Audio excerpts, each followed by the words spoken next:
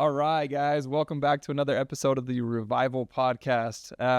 We missed last week. We're super sad about that, but we're excited to be back here. We've got Joe Orgill on here. We've got our head of install. We're super excited to have you. Thank you. Yeah. Before we jump in and get to know Joe a little bit more, just a couple of shout outs. So since I wasn't here last week, I have to shout this out. This was crazy. So Brennan Holmstead, who we'll actually have on the podcast next week, 2 weeks ago, he broke the company record for closes in a row as well as closes in a week.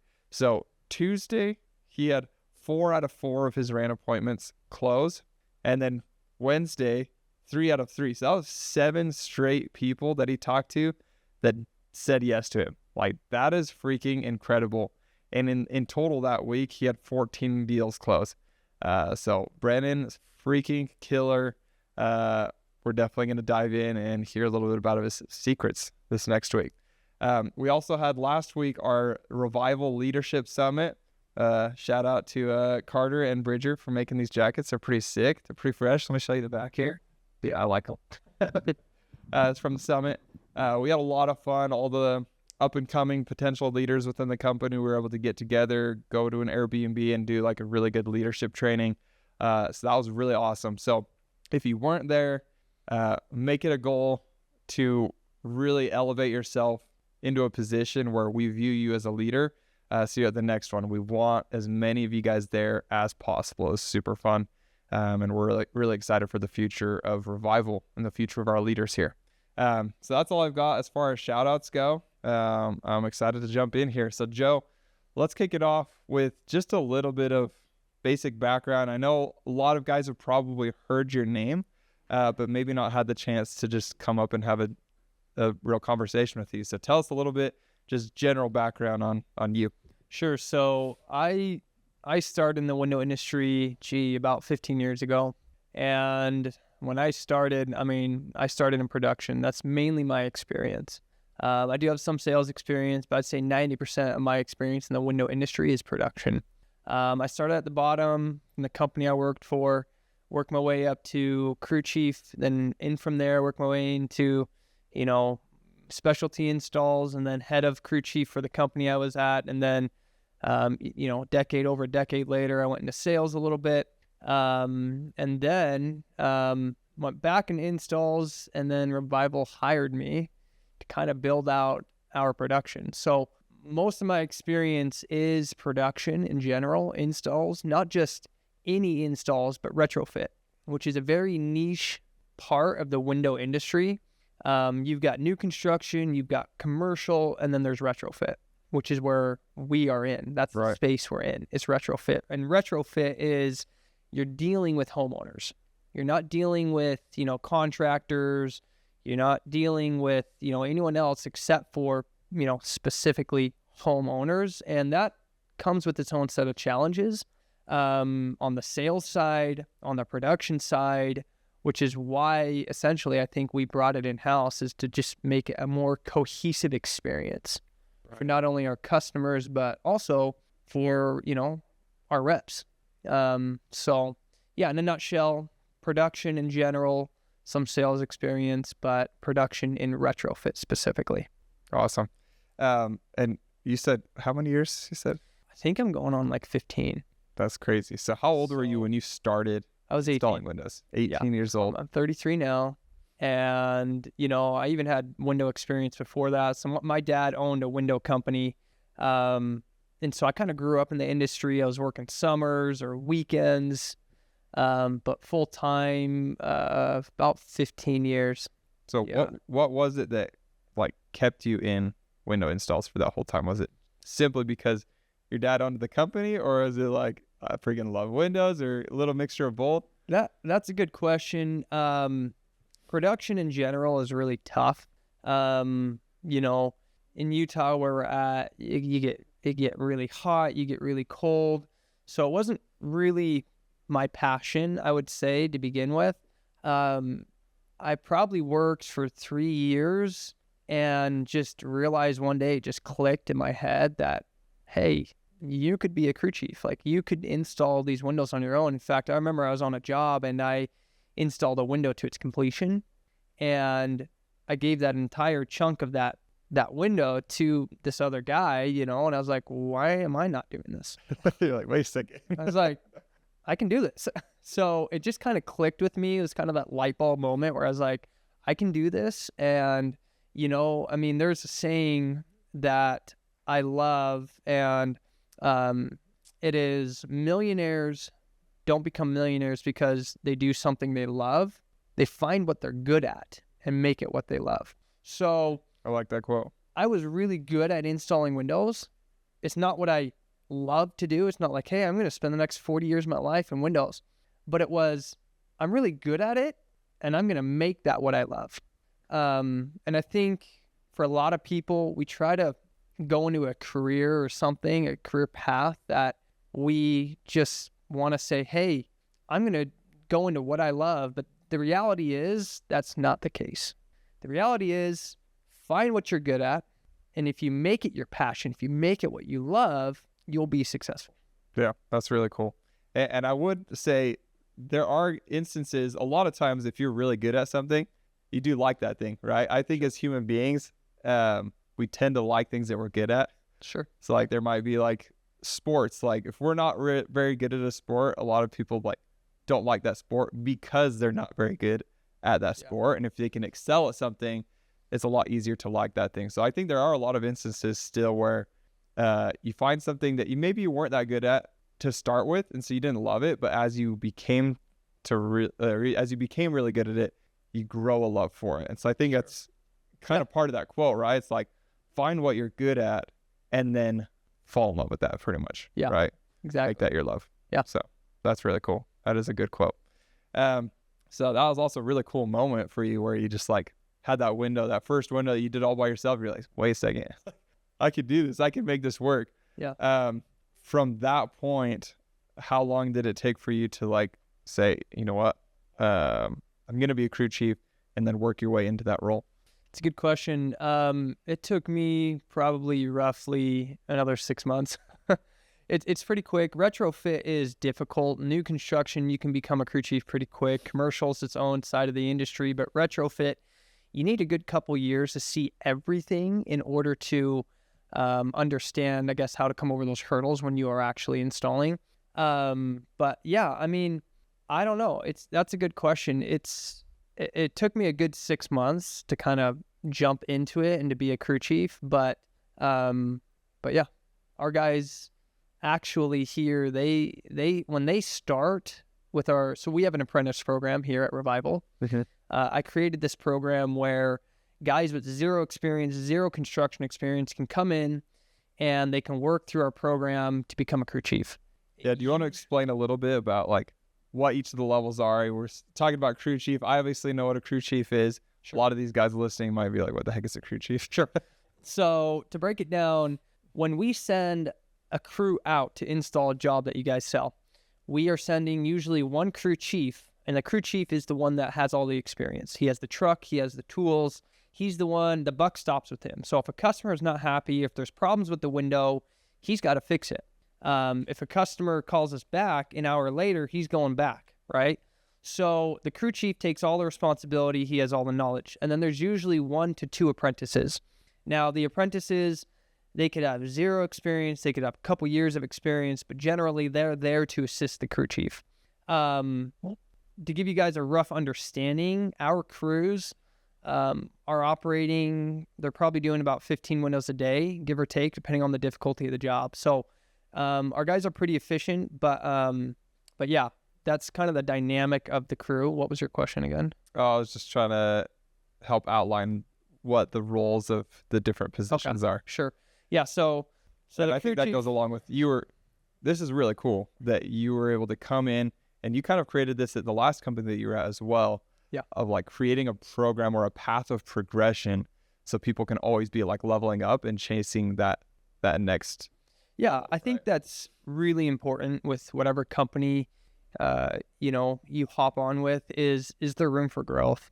Over at Revival, there's definitely a lot of room for growth. We're opening up multiple locations a year. And with that foresight, I understand if I create a good base level of apprentices that are all working to become crew chiefs, eventually as the company seasons, we will have multiple crew chiefs and multiple apprentices in multiple areas that are ready to be turned on like that to become crew chiefs. So, hey, we're opening up Arizona. We've got guys that are willing and wanting to move down there. And the reason why that's important is because really, I mean, you're only as strong as the last man sweeping. You're only as strong as your weakest link, right? Our apprentices, they are our future, right? As a company on the production side. You probably have the same on the sales side, right? Yeah, it's very similar correlation. We can talk about that in a second. Yeah. So I really wanted to create a good foundation for the apprentices so that when the time does come, we can grow within. We can give them the opportunity to earn a lot of money. That's something that I really pride myself over here at Revival is we do have the bandwidth to pay our guys really well. And that is something that you and the other owners have allowed me to do. And something from the very beginning, I said, if I'm going to build this, I'm going to make sure I compensate my guys above what the industry standard is, right? And so we pay our guys, I would say a good 10, even 20% higher or more than our competition because one thing, we want to attract the cream of the crop. That's really, really important because I'm not going to be paying what a lot of these other companies are paying because I don't want mediocre work. We can't afford mediocre work, okay? We want high quality production. And that comes with, paying your guys well. And so I can demand high quality production because I'm paying them well above industry standard and they know that. And that's why they go above and beyond when a customer is difficult or, maybe a little not understanding, right? Or they're expecting just kind of too much, which we all understand. Hey, there's industry standard and not industry standard. And a lot of times we're dealing with homeowners, they don't really understand industry standards. And so when that happens, we kind of have the bandwidth to go above and beyond for that customer to make them happy. Right. Yeah, and that's super critical on keeping a happy customer and keeping a happy sales force. Yeah, exactly. It's like even if they have the perfect sales rep, doesn't overpromise anything, like customers always hear what they want to hear. Sure. And sometimes just have like super unrealistic expectations going into things. And it's so awesome to have a lot of confidence in our install side. They can say, you know what, regardless of whatever this customer has dreamed up in their head of what this is going to be, like we're going to make them happy. Yeah. And we're going to be able to do that. Exactly. And I think just holistically, from production to sales, that's extremely important because the last thing you want on the sales side is customers be calling you up, which is what happens with a lot of companies. Is a lot of other door-to-door companies, I'd say most other door-to-door companies, they sub out their work. And from my knowledge, we are one of the only, if not a very few, that has brought production fully in-house. And I'm not talking like sister company sales to production. I'm talking holistically W-2'd Revival installers. And because we want to make sure from the sales to the production that we're all speaking the same language. That's really, really hard in the industry. You'll have a salesman that says one thing and then the production, they're thinking, oh, we only will take the job this far, right? When we need to take it this far. And so just making sure everyone's on the same page will yield to a higher customer satisfaction, which, in the end is what I think everybody wants. We want to do the job once, we want to do it right, and we want to move on. And the last thing we want is that customer be calling up the salesman saying, hey, your guys are here. This is not going the way that, you promised, or they're making a mess of things, or, we're going to stop the job, which you get a lot of in other companies because they sub out their work to subcontractors and everyone's not on the same page. Yeah. And to that point, I remember back in the early days of Revival, obviously starting out a company, we did not have the capacity or the capital to build out in-house production. Like it's expensive. It's like those trailers are expensive, warehouse is expensive, like all that stuff costs a lot of money to do it right. But so we originally started out, we had to subcontract out our work. and as good of subcontractors as we could find. Like, I feel like we found probably some of the best subcontractors out there. And even then, like, no disrespect to them, it's like they were not fulfilling the way that we wanted our jobs fulfilled. Mm-hmm. And so, like, just gives me so much confidence. Like, once we switched over to in-house, it was night and day difference. Yeah. It's like we were not getting like really any customer complaints. We weren't getting any like jobs that we had to go back to. Like, that was like a consistent thing. We were having to go back to jobs. Yeah, 50% of the jobs. This window got broken, or this installer didn't pick up the right windows, or whatever, or they didn't collect payment, or they didn't put out the yard sign, or they didn't whatever, X, Y, and Z, didn't get the review. Like, yeah, it's like so many things, so many pieces that like are critical to like having a super high satisfaction of customer, rather than just like meeting very bare minimum. Like, okay, we can maybe slide by without getting a bad review or something like that. And that's where a lot of companies sit, is their goal is to get it in and to get it passable. The way I built out my production is we have a very high level of quality that we want to produce and retain. And I always tell my guys, we need to achieve the same level of quality as quick as possible, because we can't be dragging our feet as well. Customers don't want you in their home for 5 or 6 days. Right. And so, my guys are producing at a rate that's a pretty high quality number of windows a week with a really high level of quality. And we do have our checks and balances within that process to make sure that they're doing that, our before pictures, or during pictures, or after pictures, and all those are there to protect us as a company. And, that way, if a customer calls us up, says, hey, I don't think you guys did X, Y, and Z, we can pull up those photos. And, that's also important, because, it gives us kind of peace of mind. It gives the customer peace of mind. If there's any doubt in their mind that we didn't do something, like, we can show them we have the evidence to kind of work past that. In addition to that, just going back holistically as a company, like, I think that bringing production house will yield to a lot of growth as a company, because we also, we're pushing to get those 5-star reviews. We do not want 1-star reviews. Like, that can never happen. I'm not saying we're going to all of our 1-star reviews actually right now are for the sales organization, for no soliciting. But for production, we're doing pretty good, and we're never going to get it perfect.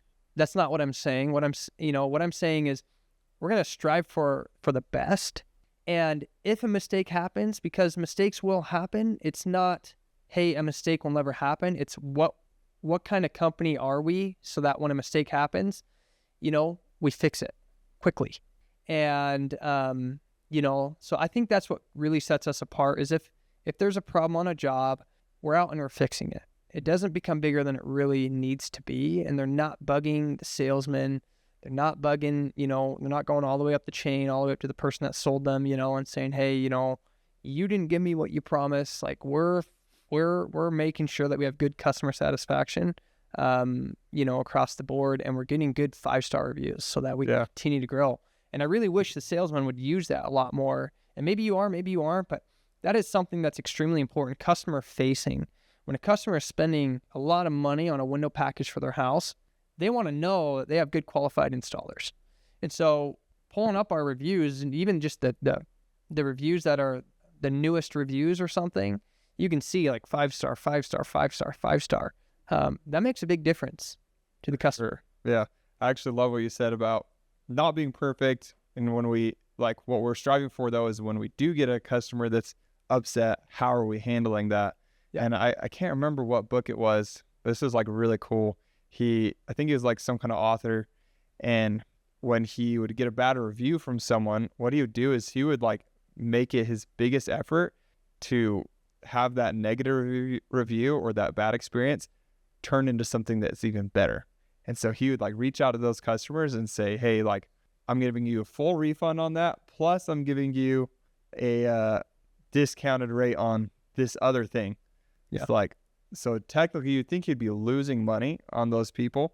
But what ended up happening is like all of his 1-star reviews ended up turning into 5-star reviews because of the way he handled the bad experience. Yeah. Like, that is what sets like great companies apart from mediocre companies, is the way that they handle their negative experiences. That. Yeah. And then those people actually became very loyal to him, because they're like, wow, this guy is actually really awesome. Like, he cares about my opinion, and I trust him, and he gave me something even better out of it. And then they ended up spending way more money, actually, Sure.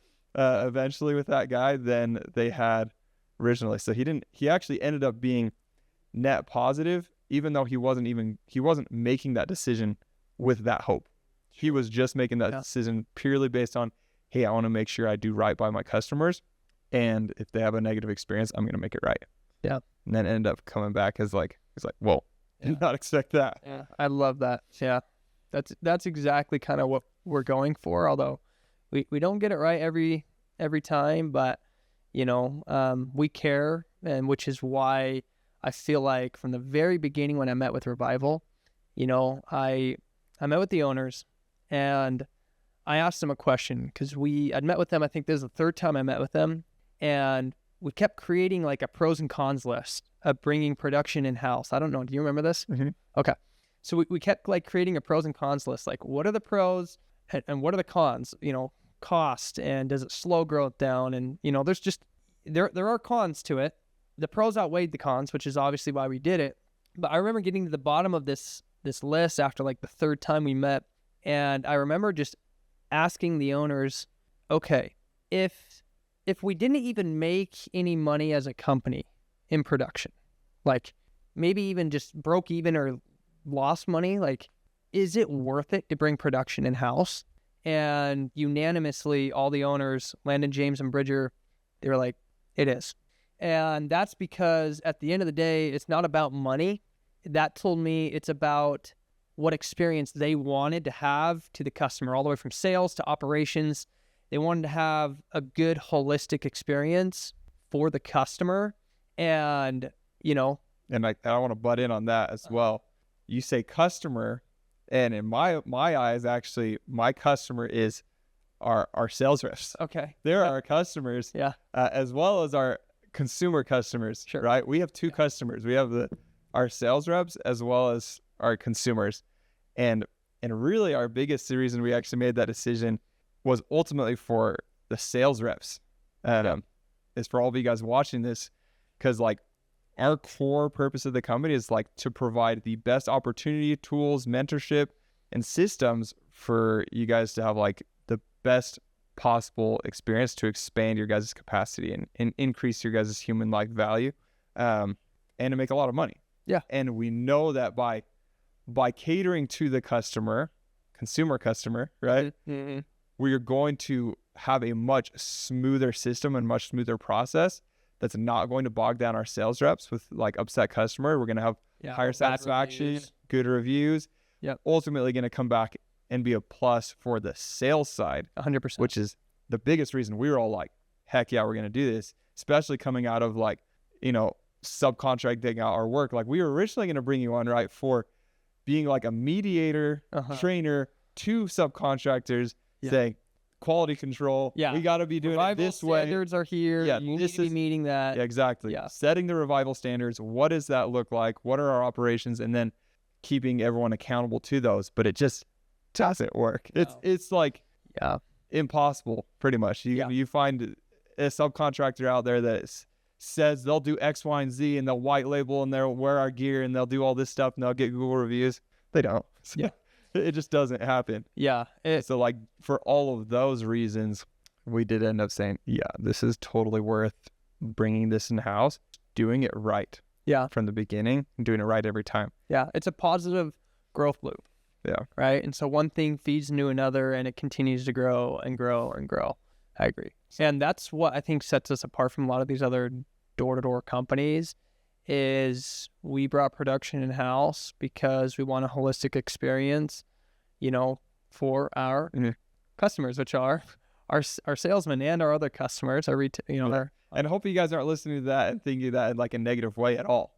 It's like, we freaking love you guys. We built this company for you guys. So me saying that you guys are our customers, don't think of that in the wrong way at all. And it's like, let me add a little bit to that too, because right now for the production side, I could say the same thing about our guys in production.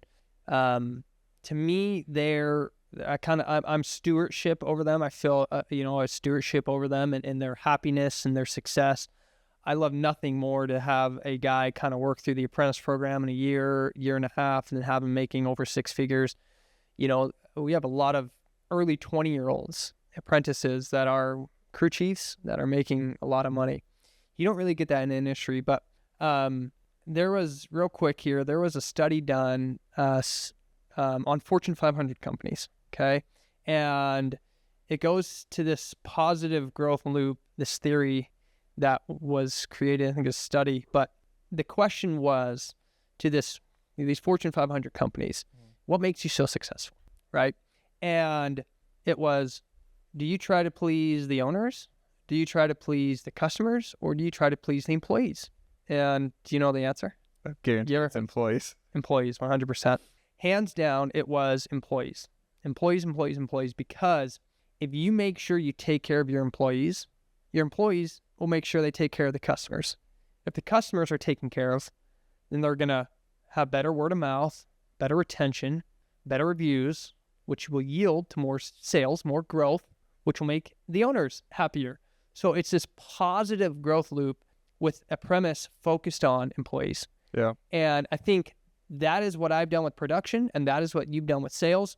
And what motivated Revival to spend a lot of time and a lot of money and resources into building out production instead of just handing it off like these other companies, because we understand that the best way to give, I would say, or the best way to give success to an employee that we have found is to bring it in-house and to offer this holistic experience that will, what am I trying to say? Essentially just yield to growth in general, because we come from the premise of taking care of our employees. Yeah. At the end of the day. Totally. I love that. On the install and the sales side, as well as like all of our like office employees, office managers and stuff, like that is our focus. Like we want everyone here to be extremely happy. If they're really happy and they love their job and they feel like they're getting taken care of, hope that in return, they're going to take care of other people and like take maximum ownership over their role and their position. Sure. I want to dive a little bit more into your mindset as you were an installer, and then what type of mindsets you brought over as you built out the in-house install systems over here. Like what's been top of your mind as you've built out trailers, as you've built out checklists and all that kind of stuff to make sure everything goes smoothly? Sure. I think everything for me just comes down to efficiency. It goes back to that quote, find what you're good at and make it what you love. For some reason, I've been really good at just creating efficiencies, making something faster and better and with a higher level of quality, right? From the last company I came with and I think that going back, I think, man, this is like, to me, this is 15 years ago, but yeah, I wanted to like dive into a day in the life of Crew Chief Joe. It's like, what were you doing? Like, you can just, it's hard. Give an example of like, it's hard to think efficiencies. Back. I remember like some stories you tell me, I'm like, oh yeah, dude, I had this here and carried this rag in my pocket, whatever, like dialed in, like maximum efficiency. Yeah. So just to give you guys a brief overview, installs is pretty hard. Man, there are days where I would wake up in the middle of the night and my hands would be numb. There are those really, really hard days in the winter time, even in the summertime when it's blazing hot. It's on the production side, it's a little different when you're doing manual labor like that day after day. It's one thing if you do, like, you work a hard Saturday and the next day you're sore, but it's like you're doing it day after day and then week after week. And once those months and then years start stacking up, it's really, really hard work. And for me, what helped push me through, I think there's a couple things, but just to give a brief overview, I found a lot of enjoyment stepping away from a job and going, I did that. Like looking at a home and looking aesthetically at the finished product and going, that actually makes a difference, right? It's not like on a construction site or on commercial where, you're not getting any sort of feedback from your customer, from the contractor or whatever. You also don't get the satisfaction unless you're like the last man in, which is the painter. Yeah, right? exactly. Painters get that satisfaction. Looks good. Yeah, exactly. Walk away. When we walk away, a lot of times customers are just like, "Oh my gosh, I love it!" Like they're almost beside themselves. It's really, really cool. Windows are really unique in that way, and maybe I can dive in. There's a lot of motivators behind why people want to get windows. For me, a day in the life of Joe, I don't know. I just year after year, just trial and error, honing in on my craft, figuring out what works, what doesn't work. And I came from the mindset of whenever I did a job in a day, whether it took 5 hours or 8 hours, I would think throughout that job, I would always think constantly, how can I shave 5 seconds off that? Like I just tore out that window, or I just cut the frame to tear out the window. Like how can I shave 5 seconds off that aspect, right? From where I put my tool down to the way I have a tool belt or just whatever. Every little thing I did, I was like, how can I shave time off that? Whether it was 1 second or 1 minute. And you have a million of those decisions in a day. And it was, kind of just years of muscle memory of shaving time off and correcting and shaving time off and correcting that created this like ball of efficiency from the way I organized my trailer to just, I can go into detail about everything. I am very, very specific on how I did things from the last company. And Revival kind of gave me the bandwidth to take it to the next level with the way we build out our trailers, to our training, to the materials that we use, and just taking all those years of experience and just pouring them in to creating this program over at Revival. And for me, it just was a mindset thing where I wanted to earn more money than the other installers next to me. Mm-hmm. And B, I wanted to get off earlier. I didn't want to earn the same amount of money and be getting off at 5 or 6 or 7. I want to earn more money and get off at 2 or 3 or 4, right? So that was kind of like maybe in the background, the motivator that pushed me, but also maybe the mindset of just efficiency and shaving off little seconds here and there and just being as efficient as possible with my day to day. And it got to the point to where I could install a window in 20 minutes. It's freaking which is crazy. me, Yeah, that's awesome. which is me and one apprentice. Because the company I came from, we just ran 2-man crews. And so we were about three windows an hour from start to finish. So crazy. Tearing that out, installing a new one. Dude, I've Screwing seen it you off, install window. I forming remember it. the first time I saw you freaking like put on like some trim and caulk a window. I was like, what in the world? Dude, this is like a machine. So fast when we went and replaced those windows for free at that one house. Oh, yeah. And we were just in there. He has me go caulk a window in the back. And I'm like, I'm a good caulker. Like I have a lot of caulking background. I was being all careful, meticulous, thinking, all right, gotta make sure this is like up to Joe's standards.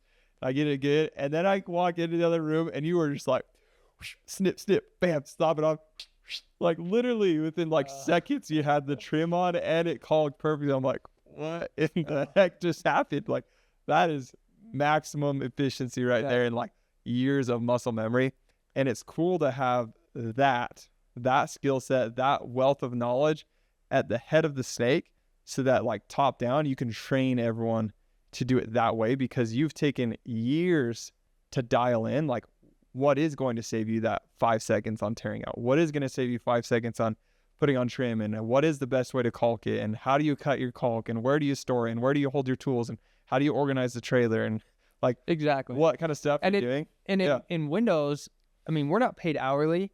We're paid piece rate. And so if I could install 3 windows in an hour, or what a lot of guys do is a window every 45 minutes to a window an hour, I just made 2 to 3 times more than the guy next to me.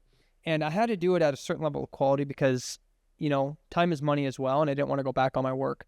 And I think it just comes down to a numbers game. And it's the same in sales. It's how many doors do you have to knock to talk to somebody? And how many people do you have to talk to set an appointment? How many sets do you have to close, right? It's the same thing for Windows. It's like at the start of my day, it's like, how am I going to organize my trailer, arrange my trailer, stack my windows, strap my windows to even when I get to the job, running the walkthrough, unwrapping the windows, staging the windows. That's just the start before I even started tearing out a window. It's like, how can I be as efficient as as possible throughout my day, my setup, so that I'm setting myself up for success, right? And ultimately it just comes down to numbers. Like if my guys can do 15 in a day in 6 hours or something, or a lot of companies do 8 windows a day, maybe 10 a day in a full 8-hour day, it really comes down to your mindset with setting up your efficiencies or your method of madness, your system, to hit those numbers. Dude, and I love that correlation. I wanted actually to talk about that as well, because like for all of our sales guys listening to this, I think it's such a beautiful correlation there on control like your systems and make it as efficient as possible. Now the sales side is actually, I feel like, a lot simpler. You'd think like the ops would be like a lot simpler on efficiencies and like dialing in your systems, but no way. Like there are so many different aspects I feel like that you have to dial in on the ops side to make an efficient day.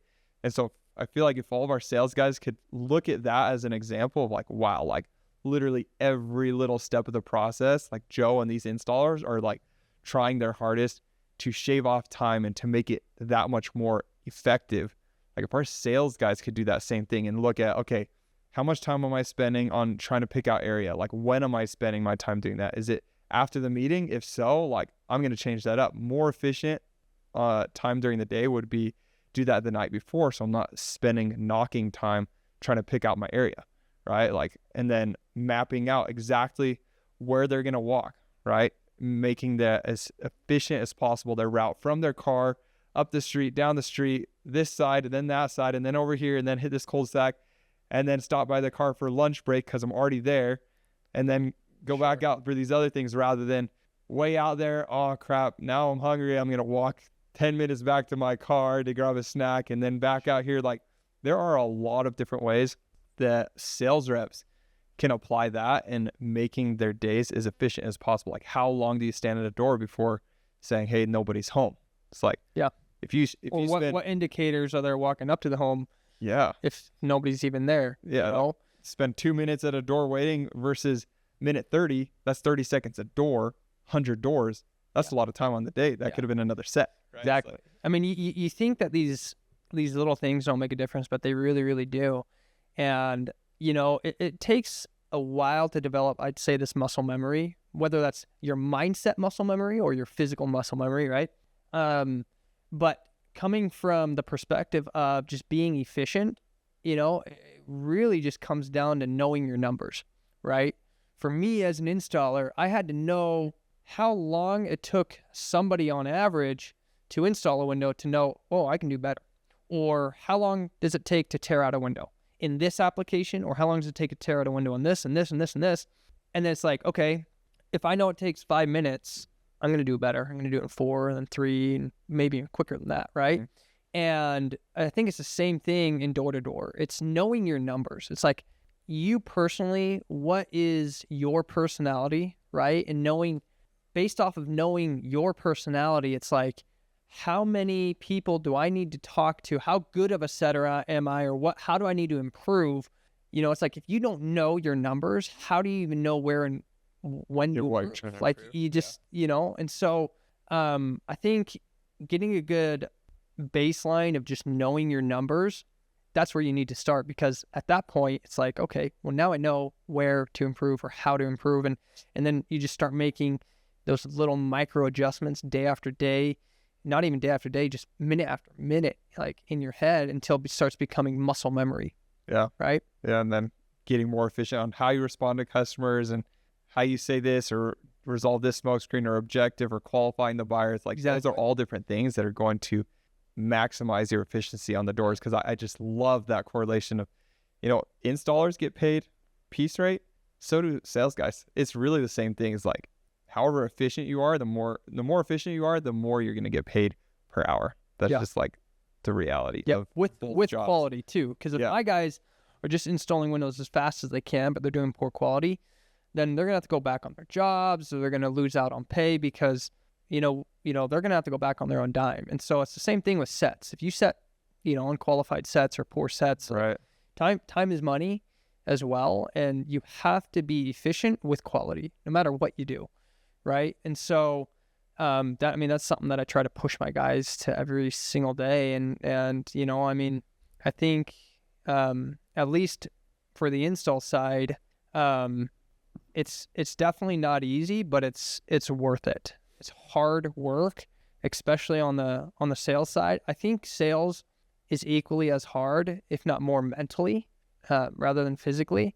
And but both are worth it. Both are worth it. I think we over at Revival, we've set a really, really good program that yields to not only quality but like quantity, right? So kind of going off of that, I was curious to dive in a little bit on your mindset. You talked about how difficult the install life is. What keeps you going when it's really hard? It's like when you're day in, day out doing the same thing, and it's like physically tasking on your body, mentally tasking. It's like, why do you have the drive to continue to go? That's a good question. I'm not in installs anymore, but when I was in installs, for me, I would say the hardest days, honestly, were the winter days. Were those days that were consistently below double digits. When you're installing, you're grabbing that hammer, grabbing that pry bar, and you're grabbing a chunk of metal that's freezing, and your hands are so frozen that you can't feel what you're doing. Your dexterity is not that good, and you can't even move them that well. And you're expected to be holding screws and screwing off and caulking and different things. I remember running my hands underneath not even warm water, cold water from the sink. You turn the cold water on and it feeling warm, and it literally making my hands hurt so bad. And you get that multiple times a year as an installer, right? I think you do as well when you're out knocking doors too. It's not easy, but I think what got me through it was obviously knowing that, pain is temporary. It's not going to last forever. And that it's not probably easy to hear, but it's true. And, at least for me, I don't think I have a mediocre job. I don't think our installers have a mediocre job. I don't think our salesmen and setters have a mediocre job. They don't have a normal job, right? They don't have a guaranteed come in hourly, work just above minimum wage, climb the corporate ladder, right? I don't have a mediocre job because I don't want a mediocre life. And I think a lot of our employees feel the same way. I love that. That's good. That's a good quote. Did you make that up? Yeah. That's good. Okay, kind of shifting gears just a little bit before we wrap up here.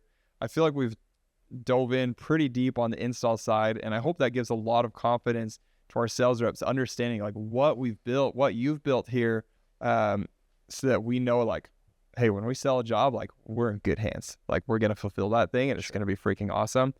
But I want them to know you a little bit more on who I am on a deeper level. So let's dive in and ask you what is one experience in your life? Could be a story, could be really anything that you feel like helped shape you into the person that you are. That's a good question. Wow. So if you really want to get deep, I can get deep. Okay. All right. Let's get real. So growing up, I never really thought that I would have a job that would yield to a high income. I was the type of person that I hated school. Like I was not, school for me was like the worst. Testing situations, reading, writing, I have dyslexia. I have a couple of things that, I hated it. I didn't know you have dyslexia. Yeah, I do. You and James, twinners? Yeah, I know. Awesome. Yeah. And, but I hated school, and growing up, I always thought, I would have a mediocre job, honestly. I remember I was in a mechanics class, and, I just remember thinking, and this was even when I was first married too. But I just remember thinking, I'm going to earn $50,000 a year, and I have to be comfortable with that. And that was really, really hard for me to kind of come to terms with until I realized that I could break out of that with my work ethic. You don't have to be a Harvard grad in order to be successful, right? And I'm pretty sure there's a quote out there that says, most millionaires didn't even go to college or something, right? I mean, there's a statistic out there that said that most millionaires, they never went to college and they never graduated with a degree. And so for me, that was a time in my life in my early 20s that I kind of had to figure out myself that, hey, I'm not going to go to school and I won't get a degree and I won't be a doctor or a lawyer, right? So my father-in-law, he was a very successful lawyer. My one brother-in-law is a successful doctor. And here I am thinking I'm going to be a mechanic. And that was really hard for me and kind of a big blow, I guess, to my ego, or not just ego, just my sense of self-worth. But again, I realized I can break free of that with my work ethic, right? And I was very, very careful at taking calculated risks, right? It all comes down to risk management, at least for me. I'm not saying be risky with your choices, with your time, your money, your investments, whatever. But for me, it comes down to risk management. I felt comfortable, taking the risk to learn to be a crew chief and elevate my career from there, right? But I guess on a deep level, like I never was one to just be like, hey, I'm always going to be a millionaire and, I'm going to be super successful or wildly successful. Like I had to come to terms with accepting who I was in order to, I think, break free from these chains or these, preconceptions that I have of myself, in order to kind of just really elevate myself, right? And my talents.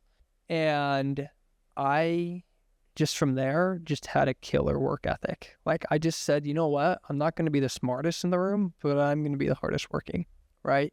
Was there like a specific time or experience that made that mindset shift? What got you from, hey, I've got to be okay with making $50,000 a year to, wait a second, I don't have to be the smartest guy. I can actually outbeat them in my work. Yeah, that light bulb moment was that time when I was installing, when there's 2 days back to back where one day I installed a window completely, just, like I'm getting a fifth of this window and I'm giving, 80% to this guy that I call a crew chief. And then, the next day I installed a door too. He had to run and go grab materials and I installed a patio door, which is harder than a window. And I'm like, man, I can do the easy. I can do the harder. What am I doing? Like I'm wasting my time and I'm wasting my opportunity and I can outperform him with my work ethic. And then from there, it was just like building all these little time savers, right? Or those efficiencies. And, I've obviously, like for me, I've made a career out of it. But it really just came down to accepting who I was, being comfortable with that, and then saying, I'm just going to work harder than anyone else that I know. That's really cool. I think that's a very common trait among entrepreneurs and like just successful people in general. It's like realizing that, hey, I might not be the smartest guy in the room, but I sure as heck can work harder than that guy and that guy and that guy. Sure. Right? Yeah. And if I can do that, like it's going to pay off. And sales is the exact same way, right? Yeah. Might not be the most talented sales rep naturally. Well, I mean, but I can outwork those guys. Exactly. And sales in it as a whole, I mean, sales is like, isn't sales like the highest paid industry? Like you can make more in sales than anything else. Like developing that skill in sales just in general, just will yield to success not only in your career but in your life. Just figuring out how to talk to people and how to essentially just sell what you want, whether it's yourself or whether it's a product. So I think it's sales, it's a very valuable skill to learn. It is extremely valuable. It's like there's sales for everything. Toilet paper even, right? Yeah, like, exactly. I ran into a toilet paper sales rep. I was like, what the heck? Dude, think about that. Someone sells the toilet paper to all these big buildings and stuff, sure, and he's making bank off of it. Yeah, like, exactly. It's crazy. You can sell anything and make a lot of money in it. So that's awesome. Well, Dave, it's been really fun to have you on. I hope these guys feel like they know you a little bit more and at a very minimum have a lot more confidence in the operations side of the business. Yeah. Thank you. Appreciate it. Yeah, that's All right. great. Signing out. See you guys.